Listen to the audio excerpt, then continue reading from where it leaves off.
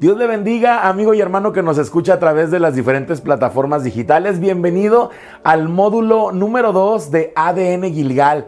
Este módulo se titula ¿Cómo ser un guerrero de la oración? En el final de temporada del módulo 1 vimos la introducción acerca de la oración y los que cuentan con su material impreso pueden profundizar en cuanto a su relación personal con Dios a través de la oración en lo secreto. El día de hoy la pregunta es, ¿por qué nos pide Dios que oremos a Él? Quiero decirle que durante algunos años encontré muy difícil entender el por qué Dios me invitaba y ordenaba a orar. ¿Por qué debemos orar? Decía yo, Dios es Dios, por consiguiente, ¿por qué no hace Él lo que Él quiere? ¿Por qué tenemos que aparecer en ese escenario? ¿Por qué los eventos sobre la tierra tienen que estar relacionados con nuestras oraciones? Esta era una pregunta que yo me hacía en mi adolescencia y era, ¿por qué si Dios es soberano requiere que nosotros oremos? ¿Por qué si dice la Biblia que antes de que algo salga de nuestra boca y Él ya lo conoce, entonces por qué es necesario que nosotros oremos? Y esta respuesta te la voy a dar a través de este estudio bíblico. Yo te invito a que no te despegues, a que prestes toda tu atención, porque esto es una base medular para ser un verdadero guerrero de la oración. En ese momento yo sabía que la oración tenía resultados porque veía los efectos de mis oraciones en mi vida diaria. Sin embargo, no sabía el por qué Dios quería envolverme en ese proceso de oración o cuál era realmente el propósito de la oración.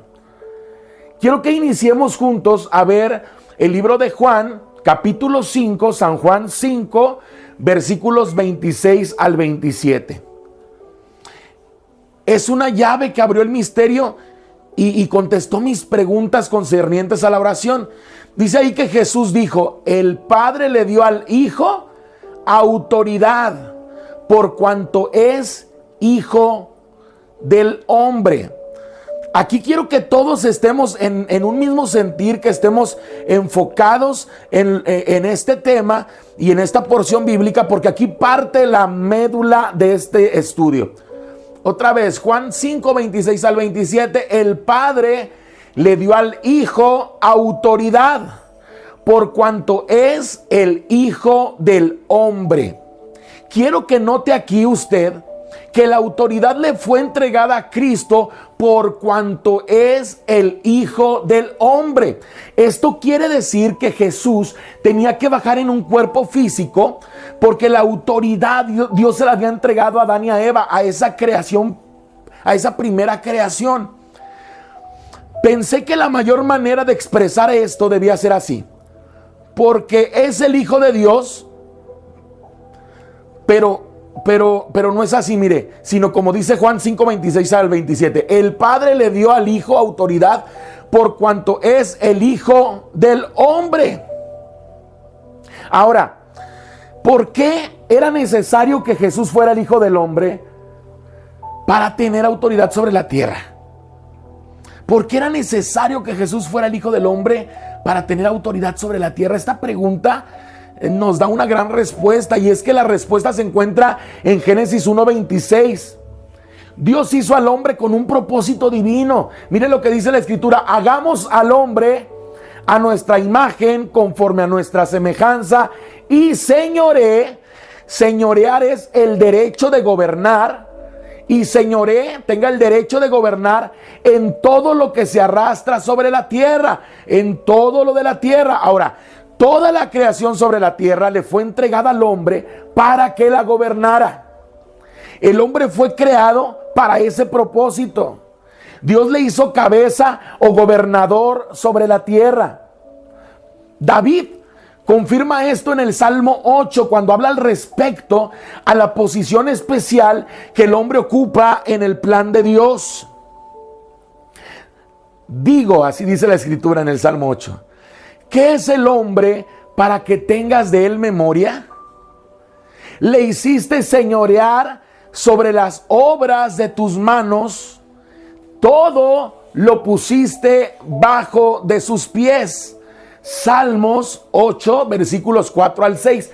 Aquí está hablando de una plenitud. Aquí está hablando que todo fue puesto por Dios bajo los pies de los hombres para que pudiera el ser humano gobernarlo todo.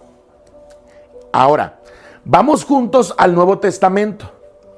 En el Nuevo Testamento, la idea es reflejada todavía más lejos. En el Nuevo Testamento dice, ¿qué es el hombre para que te acuerdes de él? Le coronaste de gloria y de honra y le pusiste sobre las obras de tus manos. Todo, nuevamente habla de la palabra todo, lo sujetaste bajo sus pies. Y luego dice otro absoluto, nada dejó que no sea sujeto a él. Hebreos 2, 6 al 8. Quiero que preste mucha atención a esto porque aquí está hablando de absolutos y de plenitudes. Un absoluto, mire, es todo, es un absoluto. Nada es otro absoluto. O sea que no puedes cambiar esto. Dice, otra vez, ¿qué es el hombre para que te acuerdes de él? Le coronaste de gloria y de honra y le pusiste sobre las obras de tus manos. Todo lo sujetaste bajo sus pies, nada dejó que no sea sujeto a él. Estas palabras de plenitud van acompañadas de una perplejidad santa. Son articulaciones que casi sobrepasan nuestra capacidad para entender. Nada ha sido dejado fuera del dominio del hombre que anda en comunión y con fraternidad santa con Dios. Ahora, Dios no cambiará su manera de pensar. La Biblia dice en Romanos 11:29 que irrevocables son los dones y el llamamiento de Dios. Esto significa que Dios no cambiará su manera de pensar, de haberle dado al hombre la autoridad para gobernar.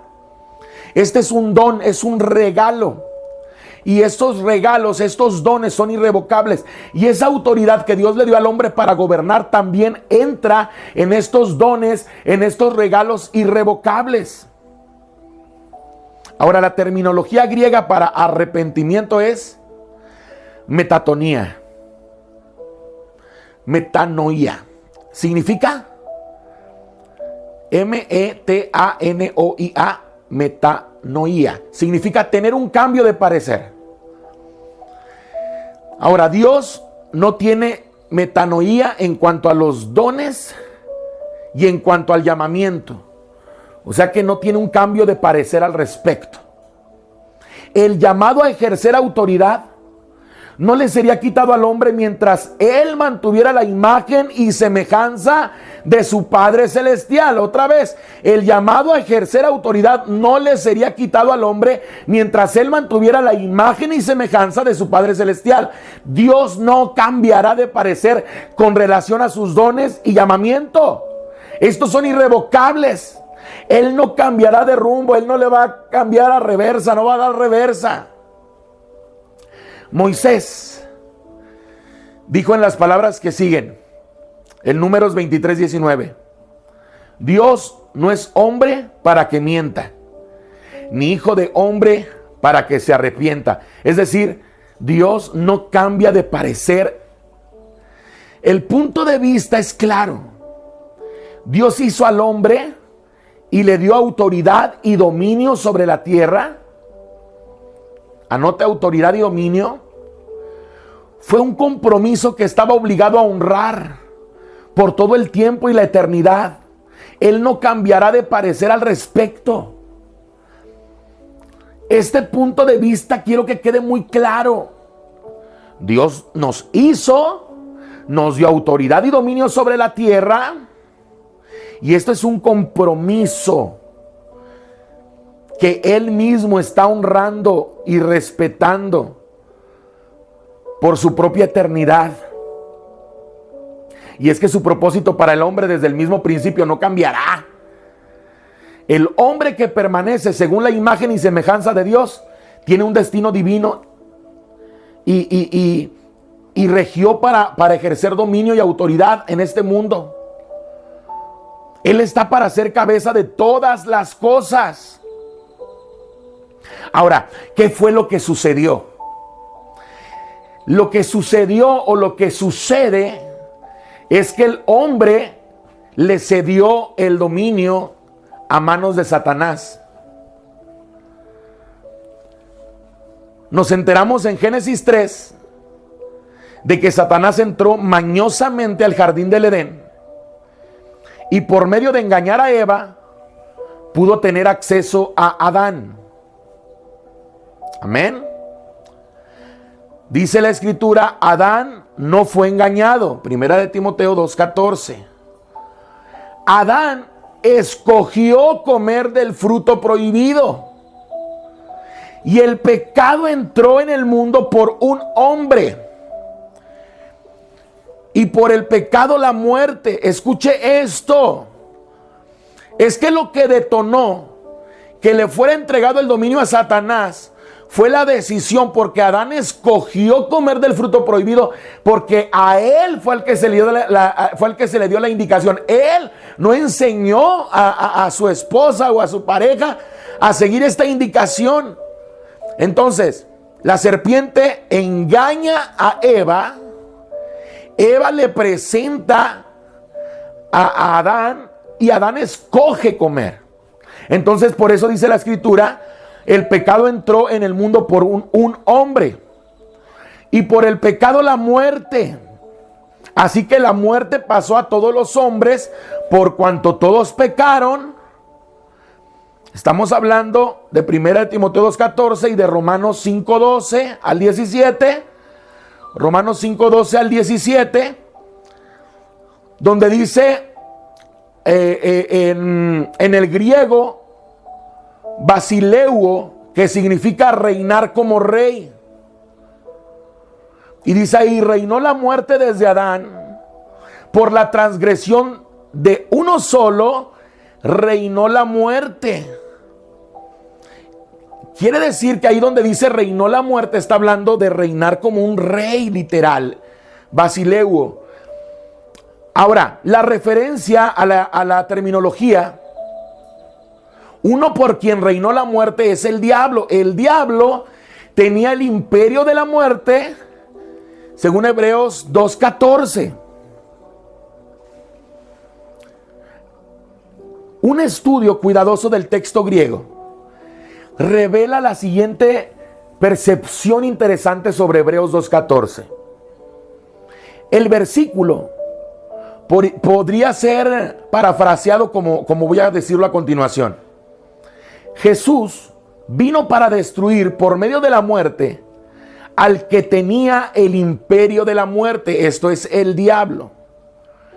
Cuando Adán y Eva se rindieron, quiere decir se sometieron a la mentira de Satanás, cayeron bajo su dominio.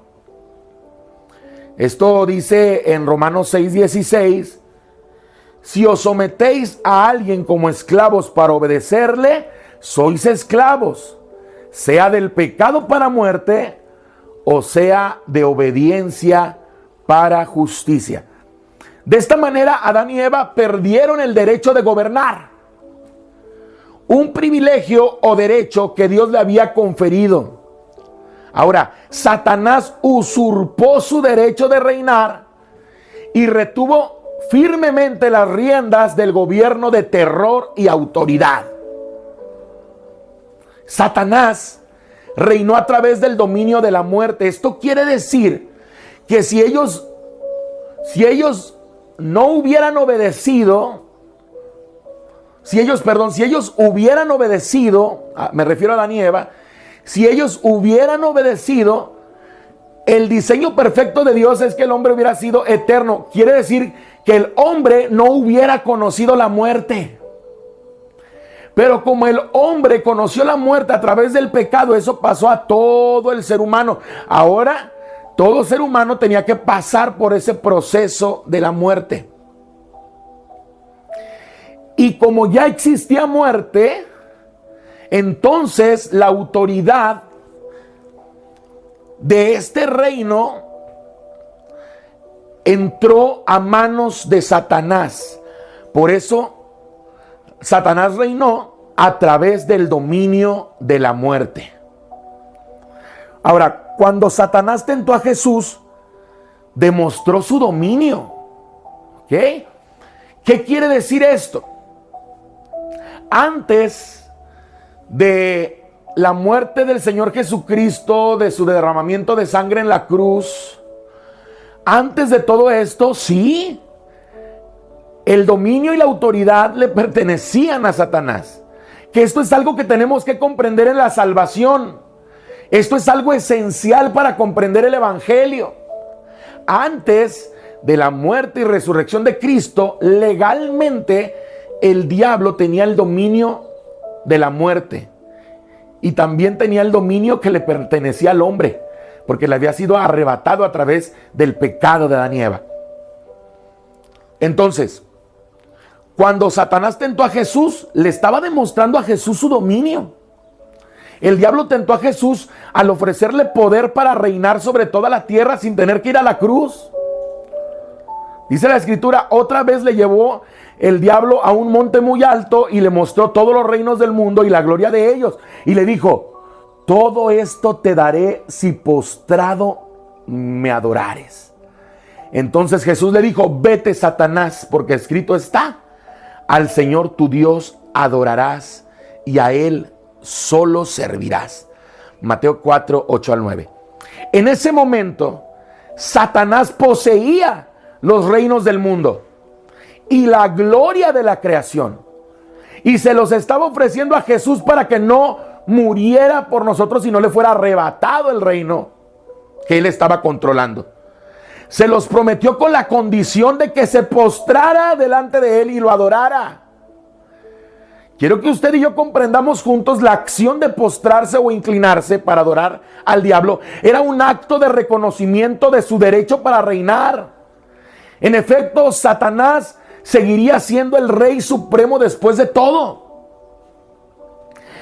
Esa parte de la historia fue una parte esencial.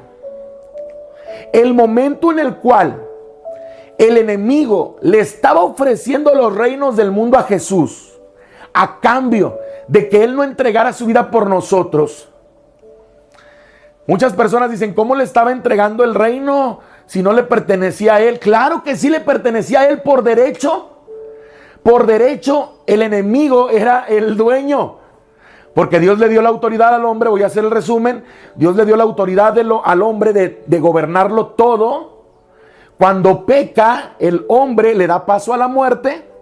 Entonces le es entregada ahora la autoridad o el reino de la muerte a Satanás.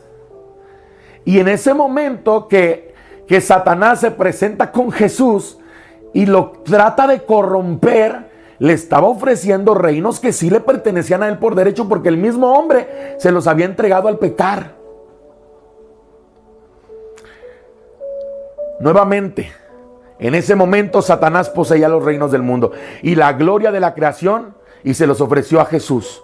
Se los prometió con la condición, fíjese, ponga atención a esto. La condición era, póstrate en este momento y adórame.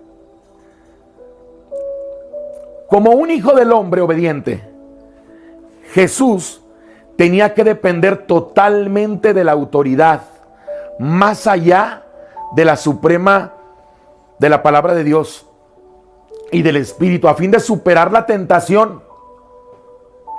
Esos son los mismos recursos disponibles para usted y para mí. Jesús venció la tentación y es nuestro ejemplo. Usted y yo podemos vencer la tentación y lo hemos hablado en el módulo anterior. Pero hay algo importante en lo cual yo quiero que usted preste atención. Hasta este momento estamos viendo cómo la autoridad que Dios le dio al hombre originalmente, recuerde que Adán y Eva fueron hechos a imagen y semejanza de Dios. Adán y Eva. ¿Ok? ¿Qué quiere decir? Ellos tenían un ADN diferente al que usted y yo tenemos en este momento. Quiero que me siga con esto. Es muy importante. Adán y Eva eran exactamente a imagen y semejanza de Dios. En ellos no existía la muerte. Ellos fueron creados en eternidad para eternidad. Cuando Dios les ordena que no coman del árbol, entonces, y ellos deciden comer, la muerte entra. El pecado degenera o degrada el ADN perfecto de Dios. Y empieza el hombre a mutar. ¿Qué quiere decir esto? ¿Cómo podemos nosotros ligarlo con el Nuevo Testamento? Cuando Jesús entrega su vida por nosotros, Él muere con un cuerpo como el tuyo y el mío. Él derrama su sangre con un cuerpo como el tuyo y el mío. Pero cuando el Señor Jesucristo resucita con un cuerpo glorificado. Un cuerpo para vivir eternamente. Eso quiere decir que Jesús, las primicias, Jesús nuevamente toma el modelo perfecto de Dios. Vuelve a ser esa creación perfecta, un hombre. Por eso la Biblia dice el Hijo del Hombre, que quiere decir a través de carne, su Espíritu Santo pone la semilla en María y ahora nace un hombre, ¿ok?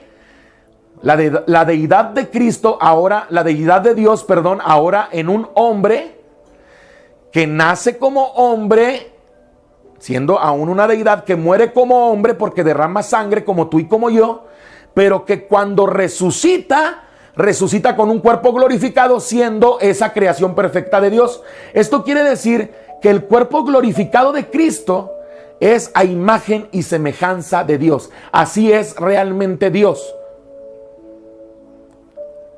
Con un cuerpo que se alimenta, así como se predican después de los 40 días, después de los siguientes 40 días de la resurrección, Jesucristo comía, pero también dice la Biblia que atravesaba paredes. Un cuerpo glorificado. Para los jóvenes que me escuchan, un cuerpo así, más allá de un superhéroe.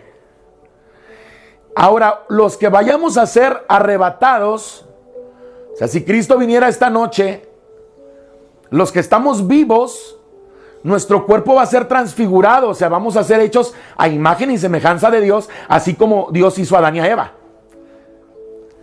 Los que van a resucitar, cuando suene la trompeta, van a resucitar con un cuerpo glorificado, así como el de Cristo, así como el diseño perfecto de Adán y Eva.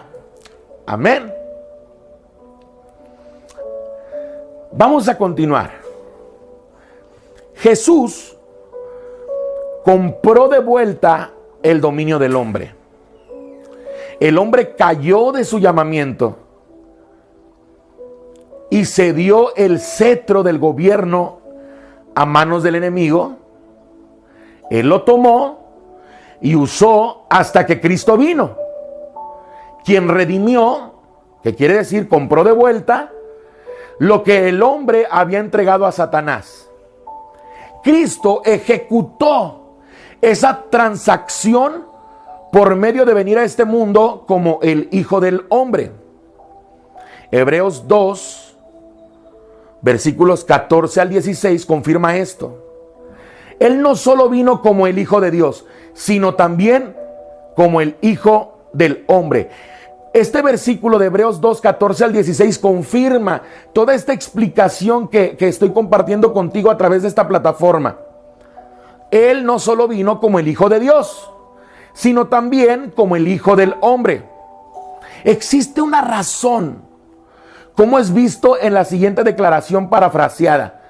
El Hijo divino de Dios vino a ser el Hijo del Hombre. Al nacer en forma humana, vino a ser un hombre como nosotros, a fin de morir y por medio de la muerte destruir el poder del diablo. En otras palabras, para arrebatar o conquistar el dominio, la autoridad de manos de Satanás y devolverlo al hombre, recreando de nuevo a este último a la imagen y semejanza de Dios. ¿Por qué vino como hijo, como el Hijo del Hombre? Voy a formular la pregunta nuevamente. ¿Por qué vino Jesucristo como hombre?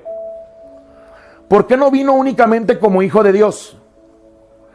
La respuesta es de gran importancia, ya que se relaciona directamente con el propósito de la oración. Dios no violará su propia voluntad. Dios no impondrá su voluntad dentro del área de autoridad, o sea, nuestro mundo, del hombre, ya que de esta manera estaría violando la autoridad que Él le dio al mismo hombre para reinar. Él hizo al hombre para que tuviera dominio sobre la creación. El mismo Señor Jesucristo vino a entregarnos a nosotros también autoridad. Por lo tanto, Dios ha comprometido su propio propósito predeterminado y Él no violará su propia voluntad, ni ejercerá autoridad en un reino que haya sido dado a otro. Por ejemplo, el vecino que vive a mi lado puede que sea un pintor excelente, pero no está en libertad para utilizar su destreza en mi casa, sin mi permiso. Yo tengo el dominio y autoridad en mi propia casa. Otros tienen que esperar a que yo los invite antes de que puedan entrar legalmente. De manera similar, Dios no entrará al reino terrenal de autoridad del hombre sin que el hombre le invite a hacerlo a través de la oración. Los hombres y las mujeres cristianas tenemos la responsabilidad en este mundo que Dios no asumirá un dominio que Él no violará. Él no puede ni violará ese principio de autoridad delegada. Nuevamente Juan 5:27, y Él también le dio autoridad al Hijo de hacer juicio por cuanto es el Hijo del hombre. Jesús tenía que morir. El diablo tenía que ser confrontado y derrotado. Su dominio era el dominio de la muerte. Tenía que venir alguien que fuera capaz de morir por morir por la humanidad. Esa era la única manera de tener acceso al reino de la muerte. Por medio de entrar al reino de la muerte, nuestro Salvador podía obtener la entrada que necesitaba para someter al reino satánico. De esa manera, el Mesías podía triunfar sobre la muerte y poner en libertad a los cautivos y condenados a la muerte e infierno. En hebreo dice Seol y en griego Hades. Las siguientes son 3 traducciones de Hebreos 2:14 hechas por diferentes eruditos teológicos o teólogos griegos. Dice, se hizo carne y sangre al nacer en forma humana, pues únicamente como ser humano podía morir. Y en su muerte destruir el dominio del diablo, que tenía el imperio de la muerte. Esta es versión de la Biblia viviente. Voy a mencionarle otra traducción. Se hizo además un ser humano para que por medio de su muerte como hombre pudiera destruir al que tenía el imperio de la muerte, al diablo. Otra, los hijos de una familia comparten la misma carne y sangre, así que Él también compartió la nuestra a fin de que a través de la muerte pudiera destruir el dominio de aquel que tenía el imperio de la muerte, el diablo. Hermano, amigo, Jesús murió y al morir tuvo acceso al reino de la muerte. De esa manera conquistó la muerte y puso a los cautivos en libertad. También de esa manera Jesús, viniendo como hombre, le fue entregada la autoridad como hombre para poder devolvernos esa autoridad a nosotros.